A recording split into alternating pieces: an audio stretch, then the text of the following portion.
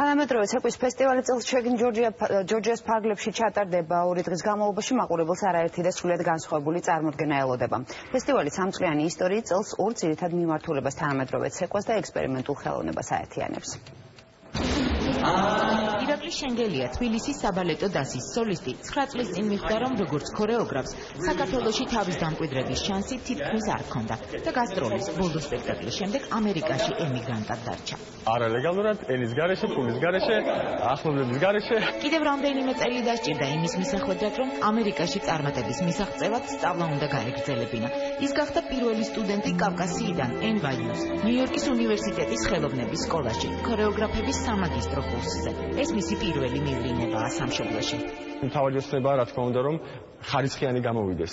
გამოვიდეს ის, რაც მე მასწავლეს აქ და როგორც გამზარდეს, მე ამ ვალის დაბრუნებაზე ვფიქრობ, ოდესმე და საქართველოსთვის და მინდა რომ ეს რასაც არ გავაგებ, რა დოზითაც არ იქნება ეს ყველაფერი, ხო? სულ შემოსავალი ნოიქნება, მაგრამ იყოს ხარისხიანი და იმ ქვეყანაში მასწავლებლებმა იამაყონ ამით. ირაკლი შენგელია ზიგზაგ პლუს დგამს. საბალეტო წარმოდგენას, რომლის პირველი ვერსია ზიგზაგი 9 წლის წინ თავად იცეკვა, მაგრამ იმის გამო, რომ მოდერნ ბალეტისთვის მაშინ თბილისში ერთი სცენაც ვერ გამოიძებნა, ფილმად გადაიღო. წარმოდგენის განახლების და პირველი სასცენო პერფორმანსის საშუალება მას თანამედროვე ცეკვის სამხრეთ კავკასიურმა ფესტივალმა მისცა. გავზარდეთ, ესე ვთქვათ, ქორეოგრაფებიც, რომლებიც შეიძლება 2-3 წლის იმუშავდნენ ან ფოლკლორში, ან ირაკლის მსგავსად საერთოდ აღარ მუშაობდნენ თანამედროვე ქორეოგრაფიაში და მაგალითად ის ნიუ-იორკის თეატრალური დასისთვის დგამს ცეკვებს, ან მაგალითად აზერბაიჯანელი ბიჭი, რომელიც ხალხურ ცეკვებში მუშაობდა მხოლოდ, არა ძალიან ნიჭიერი აღმოჩნდა თანამედროვე ქორეოგრაფიის. მე ჩვენთვის წარმატების სათვალავი არის ის, რომ აქაურები იყვნენ ბერლინში, ციურიხში, ნიუ-იორკში, კარგ ქორეოგრაფებთან იმუშავეს, ერთობლივი ნამუშევრები მზადდება. თანამედროვე ცეკვის სამხრეთ კავკასიული ფესტივალი 3 წლის წინ 3 ძირითადი მიმართულებით ამუშავდა. საქართველოში, სომხეთსა და აზერბაიჯანში ისინი მთელი წლის განმავლობაში მართავენ მასტერკლასებს, აწყობენ საზაფხულო სკოლებს. მეორე, ადგილობრივ ქორეოგრაფებს ახალ დადგმებს უკვეთავენ და მესამე, სფეროს პროფესიონალებსა და მოყვარულებს მსოფლიოს ეგრეთ წოდებულ ჰაილაითებს უჩვენებენ. ერთ-ერთი ასეთი წელს არის ვერტიგო, ცეკვის კომპანია ისრაელიდან.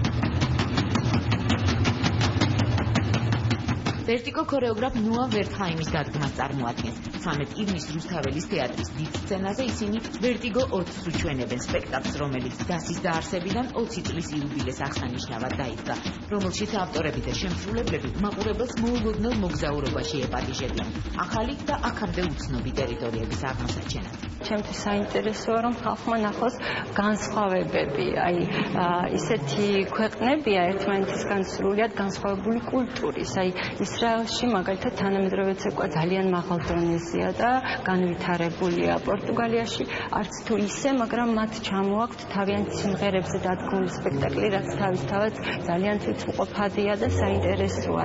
კომპანია ევორა ფესტივალის კიდევ ერთი სტუმარი თავის დროზე მასპინძელი ფესტივალის მსგავსი ფილოსოფიით და მიზნით შეიქმნა. თავის ქალაქში თანამედროვე ცეკვისთვის პუბლიკის ფორმირებას სცადეს. ახლა კი თავისი პუბლიკა მსოფლიოს ბევრ სხვადასხვა ქალაქში იპოვეს. პორტუგალიელებს მოდერნ ბალეტის მოყვარულებისთვის სპექტაკლი ტერაჩა, ვაკე ჩამოაქვთ.